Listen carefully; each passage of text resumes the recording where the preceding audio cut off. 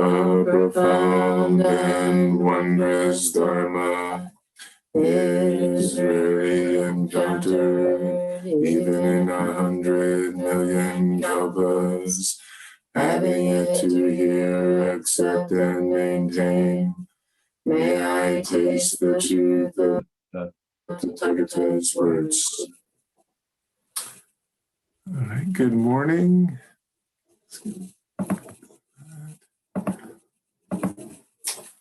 All right.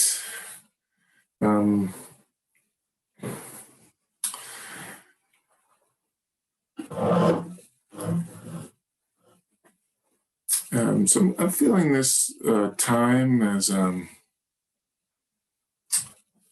of heightened anxiety, fear, disruption, uncertainty with COVID, with the pandemic, with the fires, air quality, with dread about the election and the functioning of democracy in this country, and then also just some more personal things, or just for our family. An elementary school classmate of our daughter died in a car accident a few weeks ago, and maybe you have your own more individual or personal concerns pressing on you as well. And so all this, what is our way? How do we find our true home right in this swirling mess of conditions? How do we live from our true center?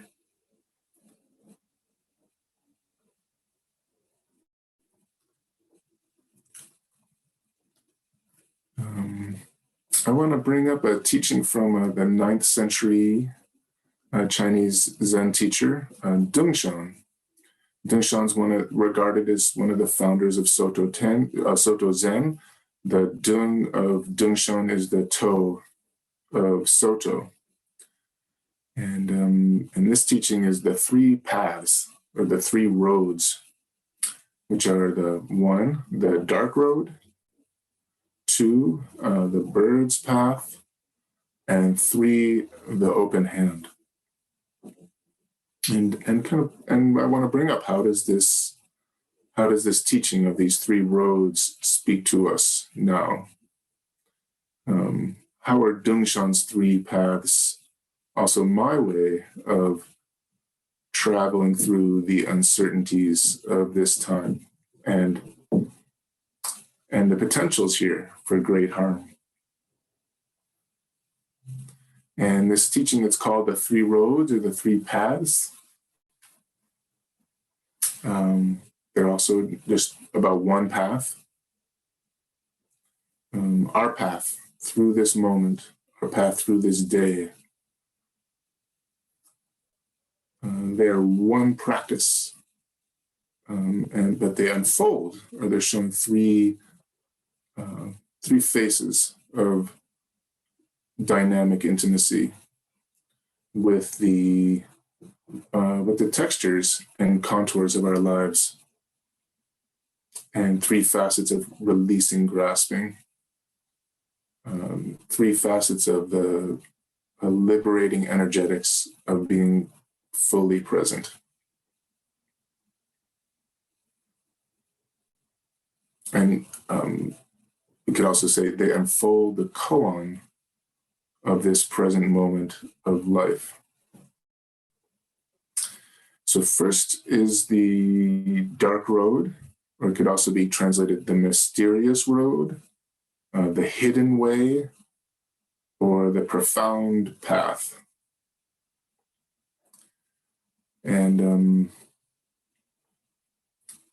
this road is not really hidden or dark, but it's fully here. But what's hidden or dark about it is when we try to figure it out that obscures it. And we could also say this, like, this dark and mysterious way is how we are wholehearted, how we engage our life without it being something that thinking does, without it being something that's shaped by knowing. What is it to totally meet our life right here? So giving up, finding a technique or an instruction manual for how to live, for how to meet this moment, or for how to have a conversation, or for how to be me. And this resonates with teachings like Ditsong, another Chinese Zen master, taught not knowing is nearest. And Dogen talks about this at various points, but also, when he talks about the circle of water, when Dharma fills your whole body and mind, you understand that something is missing. When Dojin and I lived at Tassajara, we sometimes lived in what was called the Flats Cabin. And for the most part, Tassajara is laid out as a line of structures along Tassajara Creek. And most of the housing was located downstream from the Zendo. The Zendo was kind of in the middle. Flat cabin was one little cabin, and at that time, it was kind of all by itself. And there's some other structures up there, but they're like a meeting room or the compost shed or maintenance sheds, but that was only housing. And when we were walking home to the Flats cabin after evening zazen, especially on a new moon, and once the path kind of turned away from the light of the Zendo, you could find yourself in complete darkness. Especially, if you were under trees or if it was a cloudy day, because even the starlight actually could be really bright at Tassajara. But if it was cloudy and a new moon, you couldn't see your hand in front of your face. And I carried a flashlight, usually, I think, in case I encountered a wild creature. But I didn't like to use it. I preferred to just kind of find my way home in complete darkness. And so I learned how to walk carefully so I wouldn't stub my toe on rocks.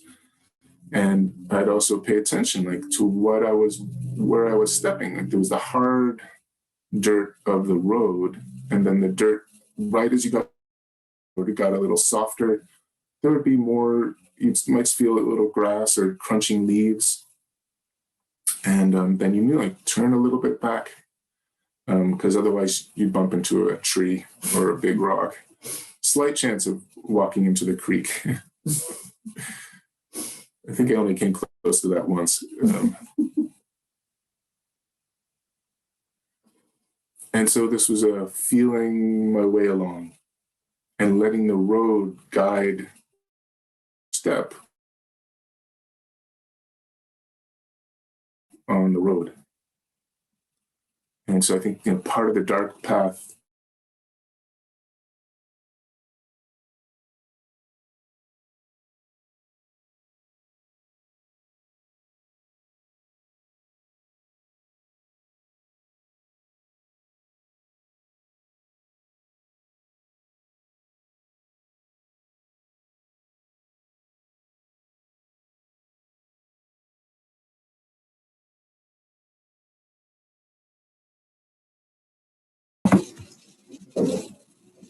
Am I back from the dark road?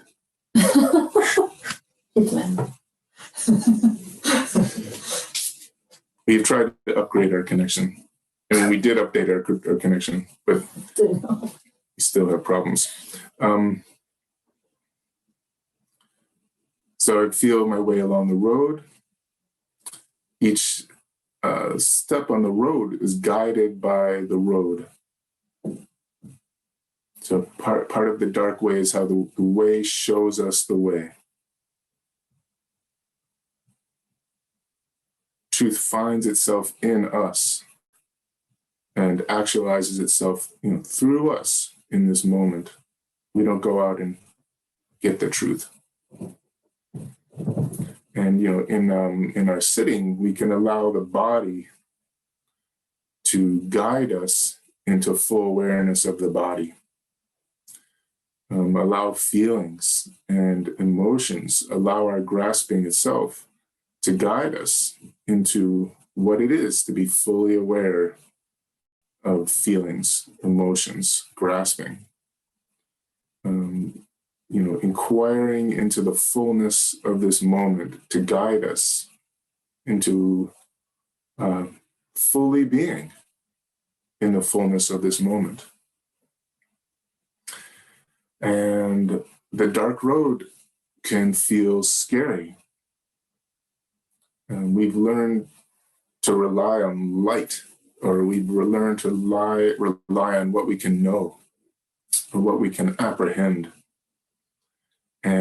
But that the known, the familiar, it's limiting. We really don't know where this moment is going. We don't know where the election is going. We don't know where this pandemic is going. We can't see, how this is going to unfold from this place. What are the, I think we're all I'm certainly feeling, the pandemic, the trajectory, the emotional trajectory of the lockdown has its own feeling and development. And, the contours of this distancing, disconnection. How will this proceed? How long will this go on? And the dark road is not about closing our eyes or turning off the lights, but opening to the moment, beyond the known, beyond what we think is certain. So how is it to allow this moment to be our teacher? Or, to allow the interaction of this moment to be our teacher. Whoever we're with to be our teacher. Not teaching us something to know, not like a secret message, but teaching us what? Something of what it actually is for us to be this person fully here.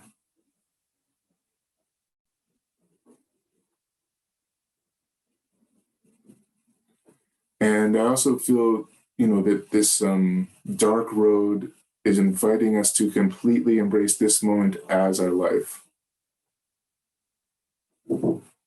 Any idea that our life is supposed to be a little different right now, or in general, that's that there's some knowing and grasping there. The dark road doesn't know about being anywhere else. And in some ways, like the pandemic and the election and maybe the fires, can feel like they're forcing us into a kind of dark and difficult time of uncertainty. And a kind of inquiry for me is like, where does this kind of unwelcome uncertainty encounter that kind of vitalizing uncertainty of feeling our way along a dark road? How do we feel into the place where those meet?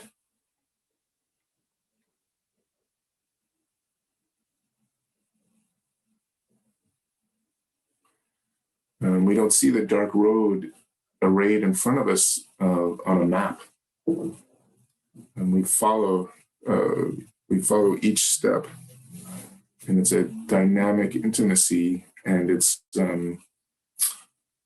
inquiry, and deep receptivity. So really opening.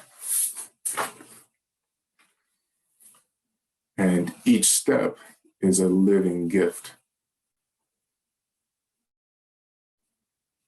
And then uncertainty is, can still be challenging, but it's not just a burden. It's not just inconvenient. It's also, when we don't know where this moment is going, where it is heading, how we are here actually makes a difference. It is meaningful how we appear in this moment because it's uncertain, because our life is uncertain, individually and collectively.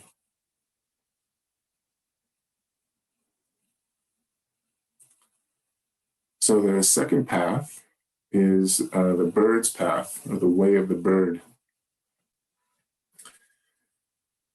And one aspect of how this is traditionally described is the bird's path is about leaving no trace. So, birds, they don't leave a track or a trail when they fly through the sky. This is the image. The tracks and traces of birds they're not defined and apprehendable or graspable like our paths and our maps and our sidewalks and roads. And this is an image of what the practice of awakening is like. And so in any activity, what is the quality of engagement which leaves no traces or tracks? And, one way we can think about no trace is cleaning up after ourselves, which we sometimes emphasize as a Zen thing.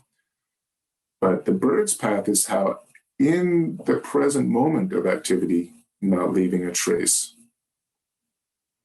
So it's a quality of engagement right now. It's not something we're doing about what we just did. And we could also ask, well, what is leaving a trace? How do we leave traces? And I would say my activity can leave a trace when I feel disconnected from myself or disconnected from others. Traces of disconnection, traces of separation. I can leave a trace when I make a thing out of a process. I can leave a trace when I cling to where I am or cling somewhere else. I can leave a trace when I'm doing something for the sake of something else. Or if I'm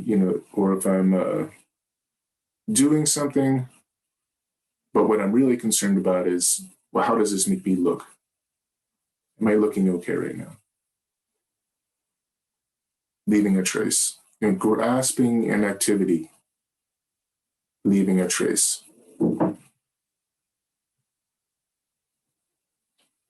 And so part of practice is seeing grasping and seeing how it manifests.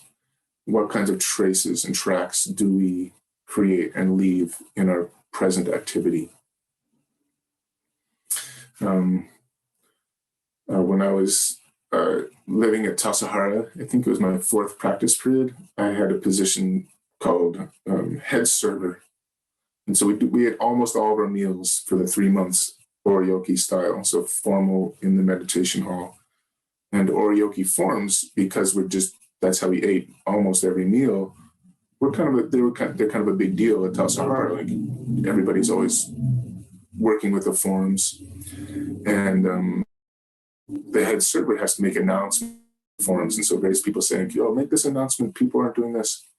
So I made an announcement about one of our forms for Oryoki. And someone they sort of complained. They're kind of like, well, can't we just do it the easy way? And I said, that is not the form.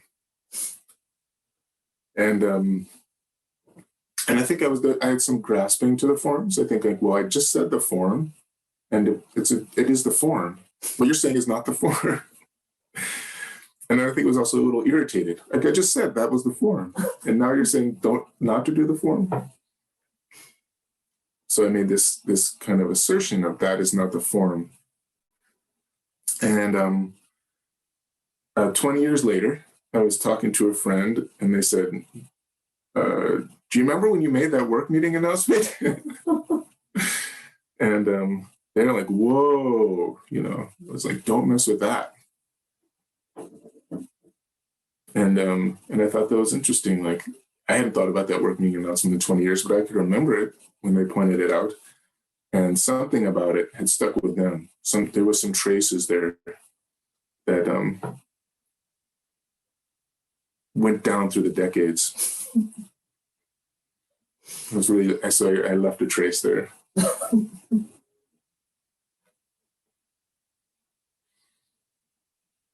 And then I also want to partially bring this up just to say also that this is not to say that we do everything with a very kind of light touch or like only speak softly or act without intensity. So the bird's path is doing this present activity completely with the full intensity of our life.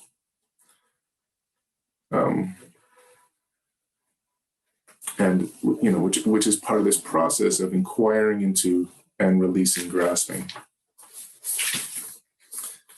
Suzuki Roshi said, you should burn yourself completely. If you do not burn yourself completely, a trace of yourself will be left in what you do. So how do I burn myself completely in this moment? Or, what is doing something wholeheartedly? Where is there like no holding back, but also kind of like no leaning forward, but just fully here, completely burning.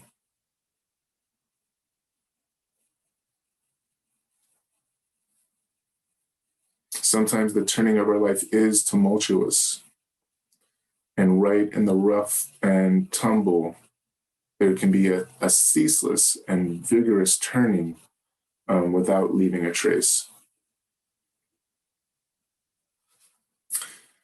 This bird's path can also be associated with flight, with a kind of freedom and spaciousness and possibility,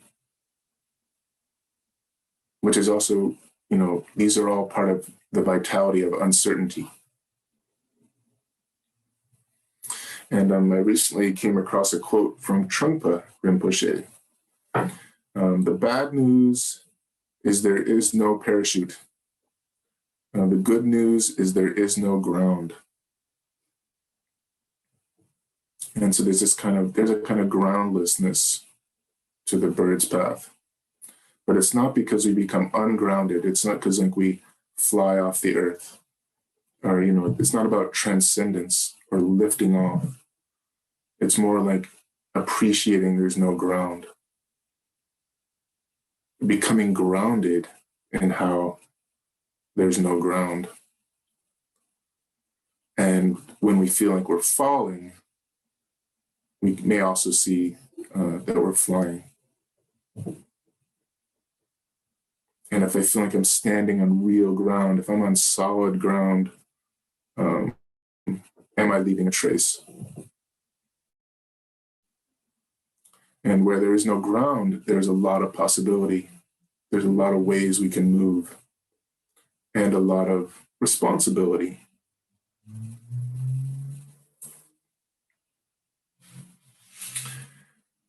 And so third is the open hand or extending the hands. And I feel this is about how our practice is shared, or the sangha or communal dimension of our way, and the bodhisattva vow of awakening together. And that zazen is something, it's not a personal thing, it's not a individual thing, it's a collective practice, it's communal. And I also think this, this open hand it kind of clarifies the relationality of the dark road and the bird's path, which those might kind of sound like, well, those are things I could do by myself. That sounds like those could be lonesome paths. But they're totally relational. And those paths also kind of open or unfold. Like, what is this open hand? What is relational practice? How does it live? And think of Avalokiteshvara, extending, 1,000 hands in response to the cries of the world. I also think about Dogen said he came back from China empty-handed. So he went and he trained in China, and then he came back to Japan. And monks would do this, and they'd usually come back with stuff in their hands. They carry like sutras, or secret teachings, or Buddhas, or like relics. They came home carrying stuff, and Dogen said, "I came home empty-handed." And this is practice realization, the practice of awakening, meeting this moment empty-handed, the open hand. Being a student of this moment, being a student of this relationship, as this is the awakening that Dogen brought back to Japan. And so this extending the hands is not that we come as a kind of savior, and you might even say it's not even that we come as a helper. It's more vulnerable. It maybe is an offering, and it's extending to a meeting, feeling our way along the dark road, attending to grasping, attending to traces along the bird's path, open to feedback.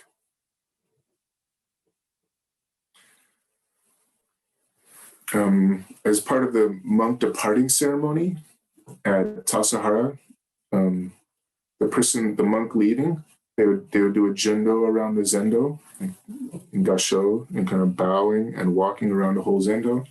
And then they'd stand near the door, and then the Ino would say, "So-and-so now leaves the monastery and enters the marketplace with gift-bestowing hands."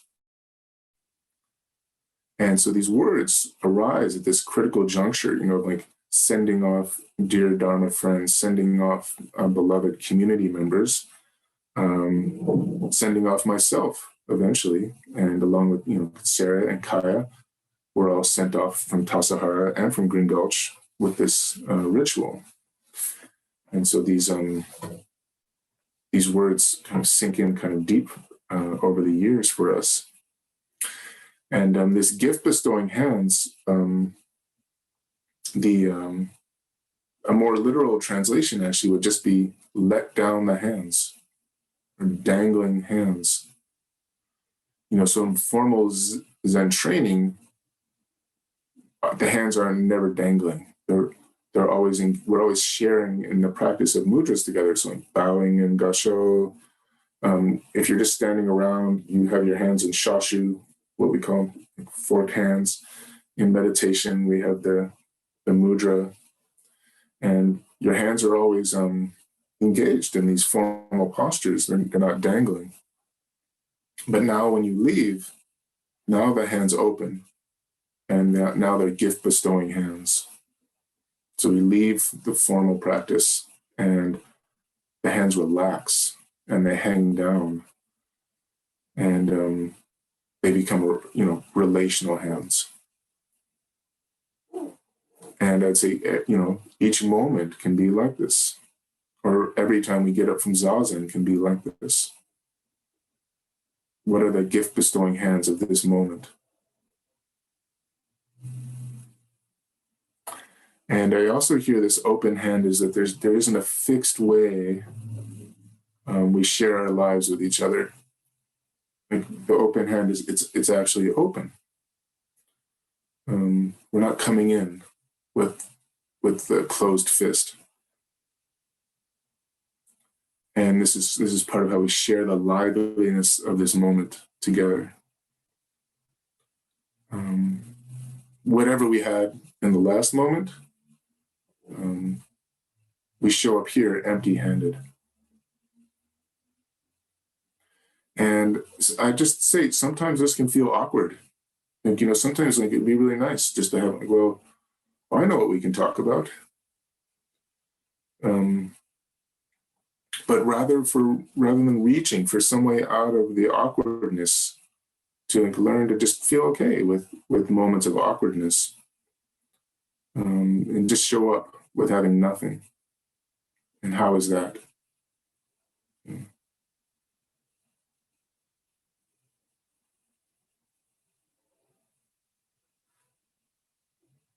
Because if we aren't willing to go through the awkwardness, we never get to the place where there's an openness in the moment together, where who knows what would arise.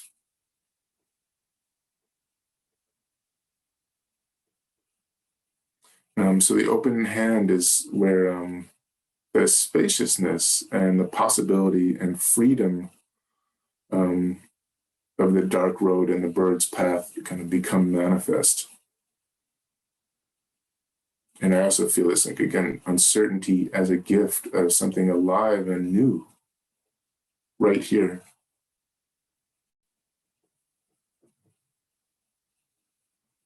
And Dogen also says, when you let go, when you open your hand, it already fills your hands.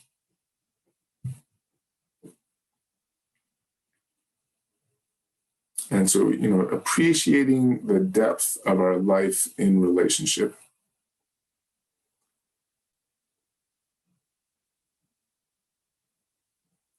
And, appreciating how we need each other to thoroughly study our grasping and, wake up together. And so it's important, to question each other, to offer questions, to receive questions, and allow them to go deep, allow them to touch our grasping.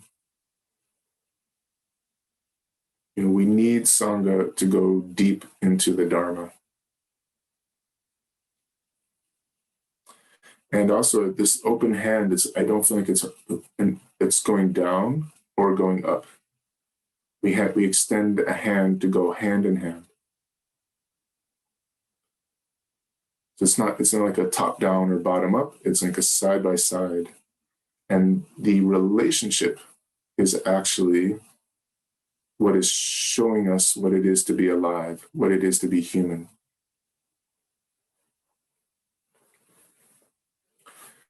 And, in this time of lockdown, of isolation, of disconnection, it's a challenge to take care of this dimension of our practice life. Zoom offers something, but it's not as connecting, and I think we need to acknowledge that and find our ways to work with it and live with it and still nourish this dimension of lives. So like, how do we want to live? Open hand and open mind and open heart. And how do we attend to a willingness to be connected, to be connected with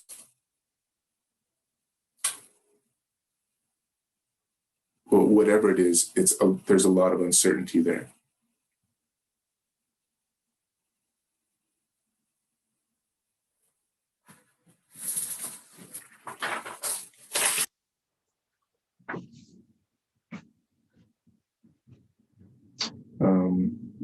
Is there any form of suffering excluded from our practice?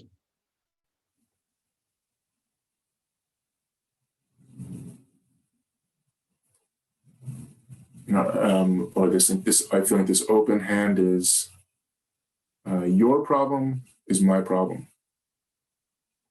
My problem is your problem. And this is not a matter of understanding or apprehension. It's extending the hands. It's a meeting, which is not in something we can get, but in the meeting, in the relationship, in hand to hand, face to face, heart to heart, that is where something liberating arises. So Dongshan offered these 3 threads of living here. They're not about another place or another life. They're for us humans finding our way through this actual life. And I feel like they're not about a massive life change, but a shift, or many, many, many shifts. In some ways subtle, in some ways radical, but a shift just right in this moment. And the depth of our life is how we find our way, our path, right here, right in this moment.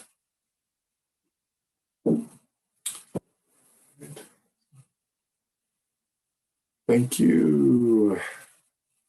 So, are there any expressions, questions, comments?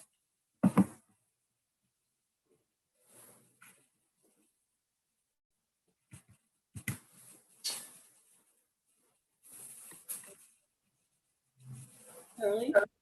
Yes. Thanks for your Robin.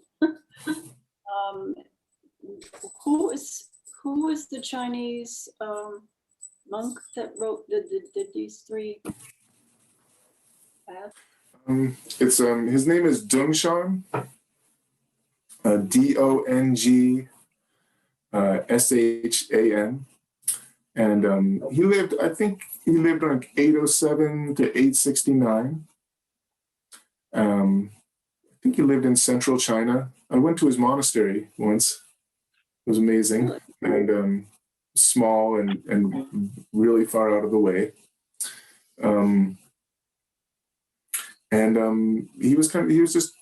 He became an important teacher, and so that he didn't actually found a school or anything, but like people look back and they're like, let's name our kind of family after him.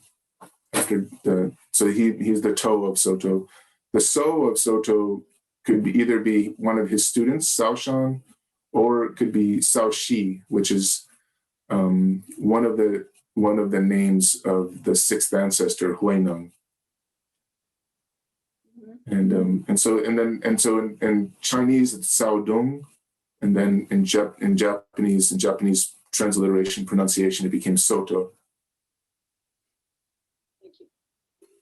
And that's just our family. And there is a book called The Record of Doomshong, which is kind of his recorded teachings. And that one's spelled, it's a different transliteration. So it's TUNG-SHAN.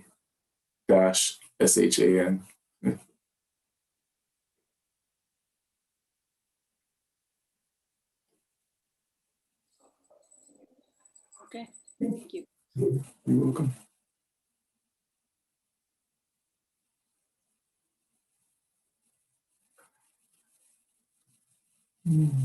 We'll figure it out. If someone speaks, they'll be here. I have a question. So if you're on the dark path, how do you know the difference between whether you're on the path or you're just completely lost in the dark? Well, I think it's a good, maybe that's an inquiry you need to have. But I think if you're lost, you'll probably get hurt, and you'll bump into something, or if you're not actually present and awake, something will happen. And I think, again, it's not that we get rid of what we know, but that we don't let knowing just be part of what's happening rather than most of what's happening or all of what's happening. Okay. Thank you.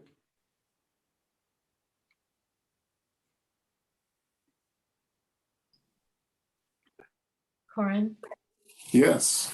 to follow up what Peggy just said, because I was thinking the same thing. If we feel like we're in the dark, do we have to trust the sense of our environment? In other words, you were talking about when the ground felt hard underneath your feet, you knew you were on the path, but if you felt crunches or softer, you knew you'd veered. And certainly if you splashed in the water, you'd know you were in the creek. Mm-hmm. So I'm wondering if we look to outside of ourselves, to the clues of our environment, which would bring us to the open hand path, the spark of connection and relationship with what's appearing around us, Mm-hmm. to kind of be some sort of contextual and affirmation that we're on the path or not. Does that make sense? Yeah, I think what we trust is a trusting in being fully present. So, and we'll find, and I don't think we necessarily trust, and I wouldn't say we trust in the environment, but we trust in being fully present to how we're relating to the environment.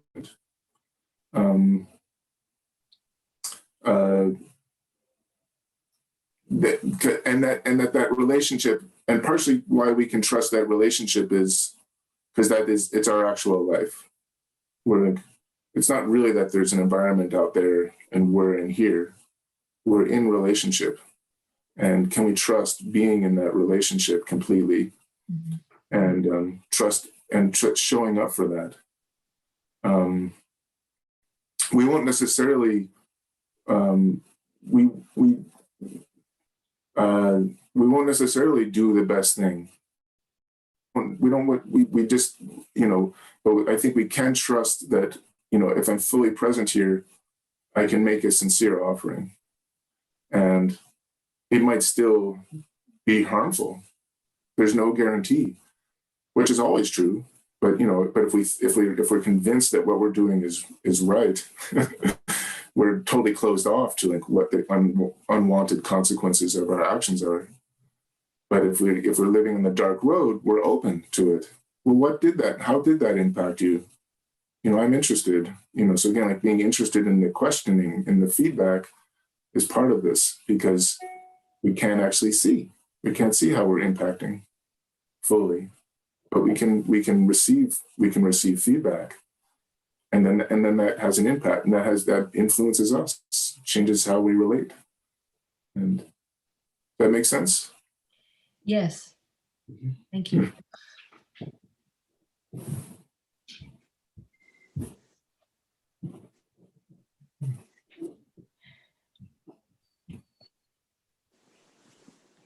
Oh, Korin, Yes.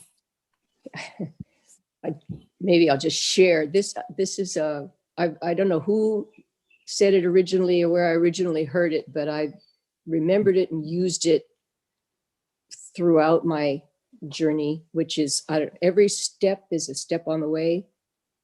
And when you're flailing around or whatever, when I bring myself back to that and say, well, that's a step on the way. Yeah. And I feel like we're never and part of how I hear these three paths of Dongshan, it's about this moment. And it's never like that somehow we've gone really, really far from the path and it's way over there. And how are we going to get over to this like distant place? But it's right here. Are the three paths. Thank you. Korin. I'm not sure if you're familiar with this poem by David Wagner. It's called Lost. You know that one? Yeah. You mind if I read it? It's a short poem. Yeah, I actually thought of that poem during this talk. Please. Lost. Stand still. The trees ahead and bushes beside you are not lost. Wherever you are is called here. And you must treat it as a powerful stranger. You must ask permission to know it and be known. The forest breathes. Listen. It answers. I have made this place around you. If you leave it, you may come back again, saying here. No two trees are the same to raven. No two branches are the same to wren. If what a tree or a bush does is lost on you, you are surely lost. Stand still. The forest knows where you are. You must let it find you. David Wagner. Thank you. Thank you for your talk.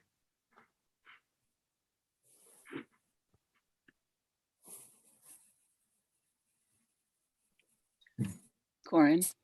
Hi. Hi, it's Annette. I want to thank you. I mean, bringing up the images of Tassajara, I just love the lessons of Tassajara are always lovely or humorous or whatever they are in reflection. You know, as you're learning them, they can be quite overwhelming and mysterious. And what you're indicating of, and even as you know, Barry's talking of the poem of it's as if you're in the woods and on the path, and this is a woods right now. I mean, it's more lovely for me to contemplate the woods of Tassajara and the creek and the path, but the finding the place right now in this challenging woods and time is, I mean, it's what you're speaking to, but it's what I need to keep reminding myself of, how to keep my sensitivities alert to being present in the midst of this, which this isn't a mistake. I mean, where we are is the life that we share. And ideally we'll be able to reflect back on it and remember this crazy time. But thank you for giving so much image, both the lovely and a way to be with the precarious. I appreciate it. Oh, thank you.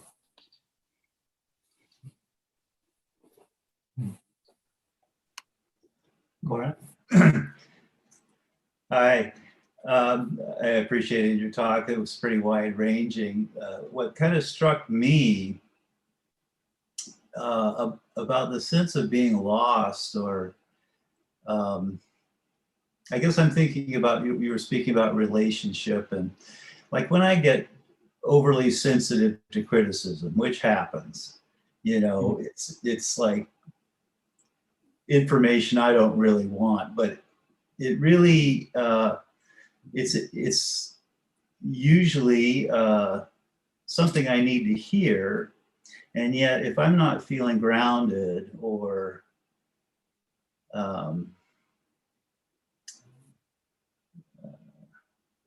I gotta say this, it's like if I'm in that kind of dark road, I get very defensive, because I don't have a good solid grounding to receive whatever is coming at me. And so it can throw me off quite a bit. And so I'll tend to isolate, you know, I'll just naturally want to kind of protect myself and not be in relationship. So that's kind of what developed for me as you were speaking, at least as far as situations that sometimes I feel myself in that I don't feel like I have control of. And usually it's just because of a lack of grounding or a lack of sense of self that's not, that I've lost or something. Mhm. I don't know if that you could speak to any of that. Well, I think I think I think when we receive criticism and negative feedback, it's pretty natural. I think it's pretty common to feel defensive. I think that's sort of kind of standard cultural conditioning for many of us, and so I feel what I feel called through practice is to check that out. Like, what is that defensiveness about? And and so to actually invite criticism and invite feedback and then receive it. And it's not easy to receive it. I don't find it easy to receive negative feedback. But then what is the defensive posture? What is it defending? And do I want to defend that? And is the defending in service of awakening, or is it in service of basically staying in some kind of small version of myself?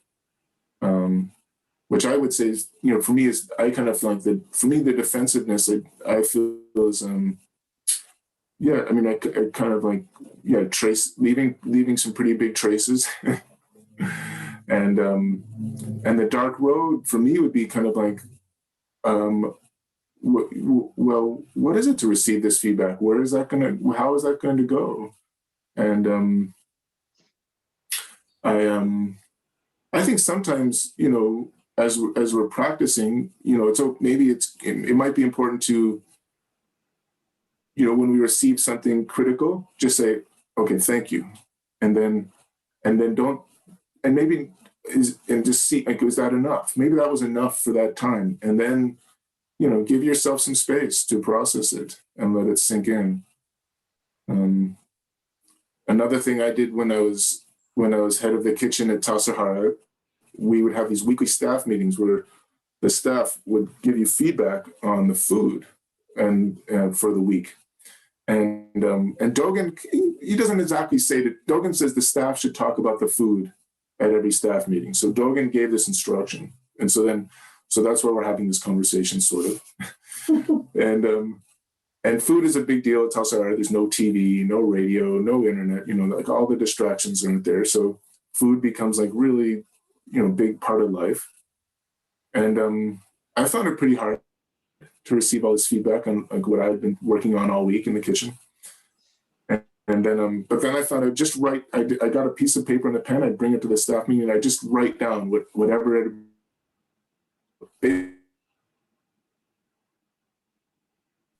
And it kind of, and they knew it was being received, and I didn't have to. That was a kind of sufficient response. And that was kind of undefensive. It became undefensive by writing it down. And kind of like I did it, instead of me taking it personally, it just went onto this piece of paper, and then, and I could do something about it or not, because some of the feedback was of substance and some wasn't.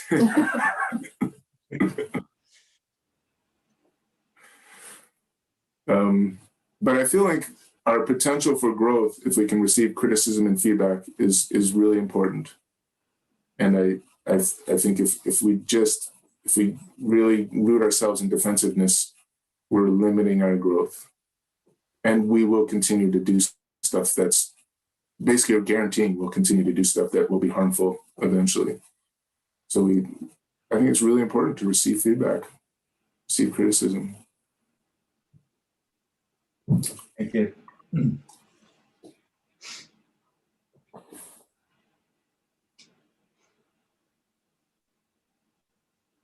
All right, well, maybe that's good for today.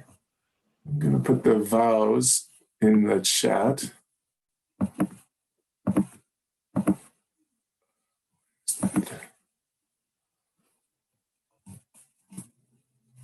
All right.